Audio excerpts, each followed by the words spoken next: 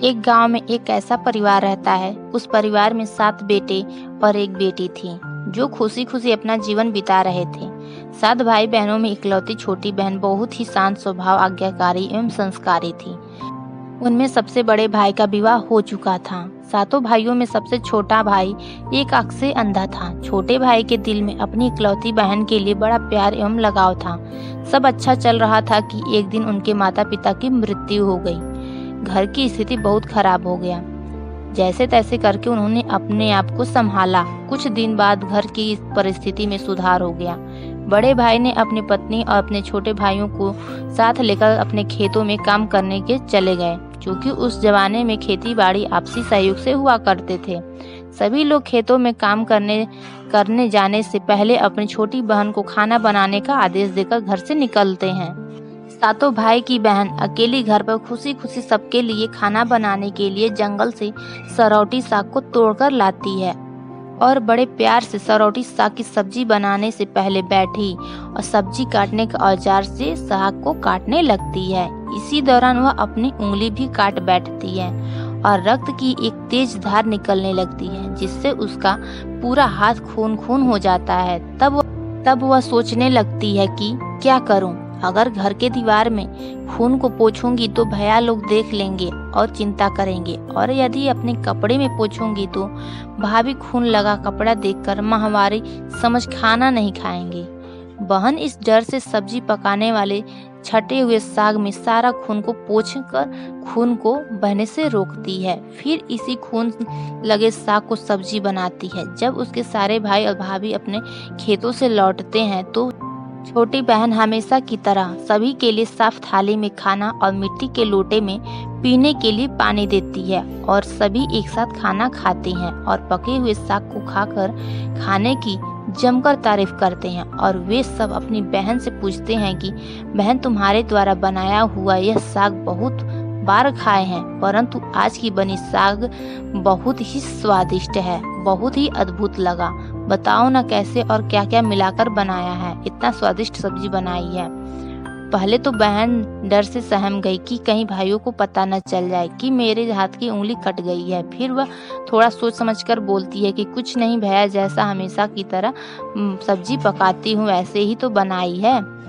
बहन अगले दिन सातों भाइयों के अनुरोध पर फिर से एक बार वही छाता साग की सब्जी बनाती है, परंतु भाइयों को पिछले दिन जैसा स्वाद नहीं मिलता। फिर ऐसा ही अनुरोध 3-4 बार हुआ, लेकिन खून लगे साग का स्वाद उनके मन मस्तिष्क से उतर ही नहीं रहा था। असलियत जानने की जिज्ञासा वह सातों भाई और भाभी ने उससे उस दिन के खाना बनाने का तरीका जानने का जिद करने लगे। मजबूरन बहन को सारी घटना बतानी पड़ी।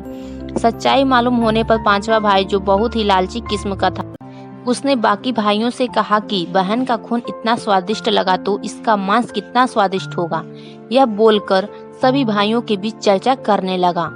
सबसे छोटे भाई को छोड़कर बाकी भाइयों ने बहन को मारकर उसका मांस खाने को राजी हो गए थे। मांस खाने की सोचकर उन सभी के मुंह से लार टपकने लगता है।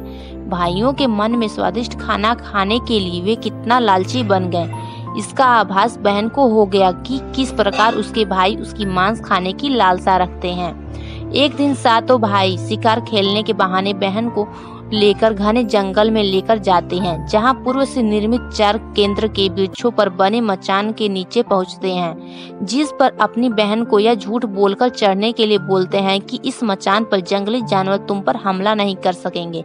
इस प्रकार सातों भाई अपनी बहन को मचान पर बैठाकर अपना अपना धनुष लेकर शिकार करने का ढोंग करके चले जाते हैं। तब बहन को पूरा आभास हो गया था कि आज उसका आखिरी दिन है, लेकिन वह चाहती थी कि उसके भाइयों की इच्छा पूर्ण हो, इसलिए वह मचान में जाकर बैठ जाती है। फिर सभी भाई केंद्र के वृक्ष पर बने मचान से कुछ दूरी पर स्थित टोंगरी पर अपने अपने धनुष बाण के साथ पहुंचते हैं और एक चट्टान पर बारी बारी से अपने बाणों को तेज धार प्रदान करते हैं।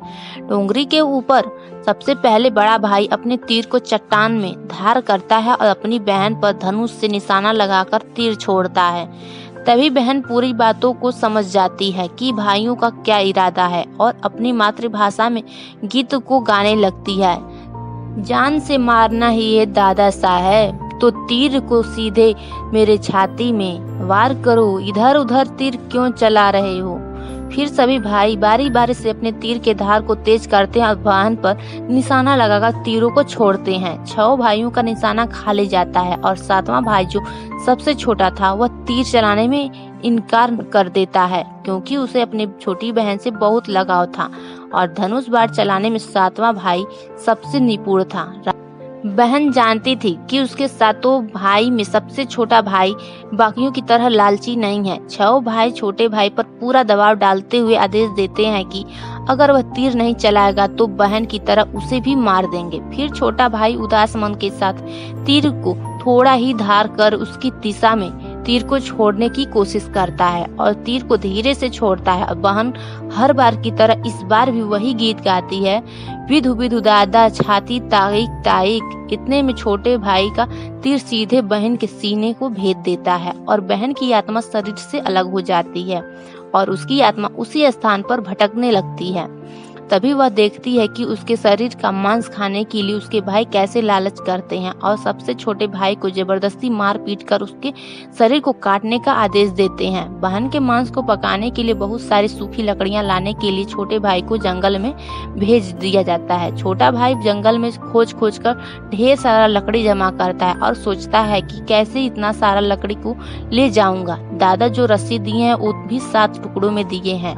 उन्हें जोड़ने पर भी यह रस्सी इस लकड़ियों को नहीं बांध पाएगा। देर होने के डर से वह उदास होकर रोने लगता है और उसकी आंखों से आंसू धरती में गिरने लगता है। वह अपनी बहन को याद करके रो ही रहा होता है कि तभी एक नाग देवता वहां आते हैं और पूछते हैं कि क्यों रो रहे हो बेटा। वह इधर उधर देखता है किंतु कोई भी नजर नहीं आता है। फिर उसे नाग देवता दिखते हैं और वह नाग देवता को अपनी पूरी आपबीती सुनाता है। फिर नाग देवता उसे कहते हैं कि मैं लकड़ी में रस्सी की भांति लिपट जाता हूँ और तुम जैसे ही लकड़ी वहाँ रखोगे तो मैं धीरे से निकल जाऊंगा, और वह ऐसा ही करते हैं। सभी बड़े भाई यह देखकर चकित रह जाते हैं कि कैसे उनका छोटा भाई रस्सी के 7 टुकड़े होने के बावजूद भी जंगल से इतना सारा लकड़ी लेकर आता है। तत्पश्चात वे लोग अपने छोटे भाई को पानी लाने के लिए एक घड़ा में 7 छेद कर भेज देते हैं। छोटा भाई पानी लाने के लिए एक छोटे कुएं में जाता है और घड़े में पानी भरता है, परंतु उसमें छेद होने के कारण सारा पानी गिर जाता है और वह वहीं बैठकर सोच कर रोने लगता है कि बिना पानी के वापस जाऊंगा तो बड़े भैया लोग मारपीट करेंगे। यह सारी घटना तो वो दाढ़ी के मेढक, केकड़ा और मछली सुन वह देख रहे थे और वे तीनों उसको रोता देखकर पूछते हैं कि क्यों रो रहे हो। फिर छोटे भाई ने उन्हें अपनी आपबीती को विस्तार से बतलाता है और कहता है कि मैं अपनी प्यारी बहन के शरीर का मांस कैसे खा सकता हूँ, नहीं खाऊंगा तो बड़े भैया लोग मारपीट करेंगे। तब मेढक कहता है कि तुम परेशान मत हो, हम सब मेढक घड़ा के छेद में चिपक जाते हैं। फिर मछली और केकड़ा बोलते हैं कि तुम हमें लेकर चलो, तुम्हारे भाई जब बहन का मांस खाएंगे तो तब तुम मछली को खाना और जब वे हड्डी को खाएंगे तब तुम केकड़े को खा लेना, बड़े भाइयों को शक नहीं होगा। फिर छोटे भाई ने बिल्कुल वैसा ही किया जैसे केकड़े मछली ने कहा था। रात को जब बहन का पका हुआ मांस खाने को परोसा गया तब बड़े भाइयों से छुपाकर वह मांस को दीमक में टिल्ले में डाल देता है और समय बीतने पर वहां बांस का एक बड़ा झुरमुट उग जाता है। इस घटना के वर्षों बाद एक भीख मांगने वाला जोगी उसी बसौंदा के पास से गुजर रहा था और वह सुंदर सुंदर बांस के बूंदा को देखकर वो सोचता है कि इसका इतने सुंदर बांस से बांसुरी बनाया जाए तो कितना सुरीला धुन निकलेगा।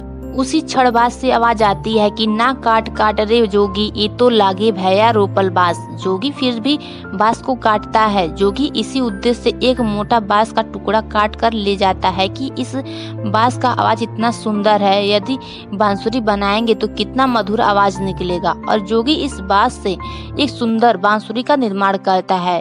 इस बांसुरी से इतनी मधुर ध्वनि निकलती है कि जोगी जहाँ जहाँ भी इसे बजाता है इसकी ध्वनि से लोग मंत्र मुग्ध हो जाते थे। एक दिन जोगी घूमते घूमते बड़े भाई के घर पहुँचता है और अधिक धन के लालच में जोगी जोर जोर से केंद्रा बजाना शुरू करता है, परंतु इस बार बांसुरी का मीठा सुरीली स्वर कर्कश हो जाती है और जब भी जोगी कुछ नया धुन बजाने की कोशिश करता है बार बार एक ही धुन निकलता है, ना बाज रे बांसुरी, ई तो लगो मेरो ओ दुश्मन का घर। बार बार यही धुन निकलने पर बड़ा भाई मार पीट कर जोगी को अपने घर से भगा देता है। ऐसे ही घूमते घूमते जोगी हर भाई के घर जाता है, लेकिन हर भाई की भांति वही धुन ना बाज रे केंद्रा, ई तो लगे मोर दुश्मन का घर बजाता है। यह धुन सुन सारे भाई जोगी को डांट डपट कर भगा देते। सबसे अंत में जोगी छोटे भाई के घर पहुंचता है। छोटे भाई के घर के आंगन में प्रवेश करते ही बांसुरी खुद ही बजने लगती है। जोर जोर से बाज रे बांसुरी, ई तो लगो मोर छोट भैया का घर। बड़ा ही मधुर मीठे स्वर का धुन सुनकर छोटा भाई चंद्राकर मोहित हो जाता है, और यह धुन सुनकर छोटे भाई से रहा नहीं गया और जोगी से बांसुरी की मुंह मांगी रुपया देकर उसे खरीद लेता है। जहां जोगी को अच्छे से मेहमान नवाजी कर अच्छे से विदा कर दिया जाता है। धीरे धीरे समय बीतता है और छोटे भाई अपने काम से कुछ दिनों के लिए बाहर जाता है। तब वह वापस लौटता है तो देखता है कि उसका कमरा बहुत सुंदर ढंग से सजाया हुआ है और घर के सारे बर्तन अच्छे तरीके से रखे हुए हैं। तब छोटा भाई सोचता है कि हमेशा मेरे कमरे की साफ सफाई घर के नौकर करते, लेकिन कभी भी इतना सुंदर सजाया नहीं गया है। फिर वह अपने नौकरों से पूछताछ करते हैं कि मेरे कमरे को इतना सुंदर किसने सजाया है। नौकरों के मना करने पर वह सोचते हैं शायद कोई भाभी आई होगी और मेरे कमरे को सजाकर गई होगी। जब भी छोटा भाई घर से बाहर काम के लिए जाते, वही घटना हर बार देखने को मिलती और लगातार होने के कारण उसके मन में जानने की जिज्ञासा उमड़ने लगी कि आखिर मेरे घर को इतना सुंदर ढंग से कौन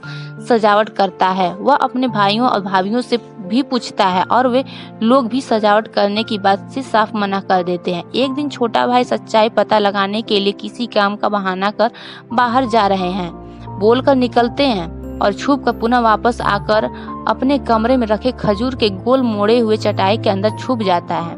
कुछ समय इंतजार के बाद वह देखता है कि एक खूबसूरत सी लड़की बांसुरी से निकलकर कमरे के अंदर आती है और सारे कमरे की साफ सफाई कर वापस उसी बांसुरी में समा जाती है। यह देख छोटे भाई की आंखें खुली की खुली रह जाती हैं, क्योंकि उस लड़की की शक्ल उसकी छोटी बहन के जैसी होती है। छोटा भाई अगले दिन फिर से एक बार उसी प्रकार छुप जाता है और जैसे ही वह सुंदर लड़की पूरे कमरे की साफ सफाई का काम खत्म कर वापस बांसुरी में जाने वाली होती है, तब छोटे भाई उस लड़की का हाथ पकड़ लेते हैं और तुरंत बांसुरी को जला देते हैं और गंगा जल उसके ऊपर फेंक देते हैं, जिसके बाद वह लड़की हमेशा के लिए मानव रूप में परिवर्तित हो जाती है और दोनों भाई बहन खुशी खुशी अपना जीवन जीते हैं। आपको ये स्टोरी कैसा लगा हमें कमेंट करके जरूर बताएं। अगर आप हमारे चैनल पे नए हैं तो लाइक एंड सब्सक्राइब करना ना भूलें। Thanks for watching.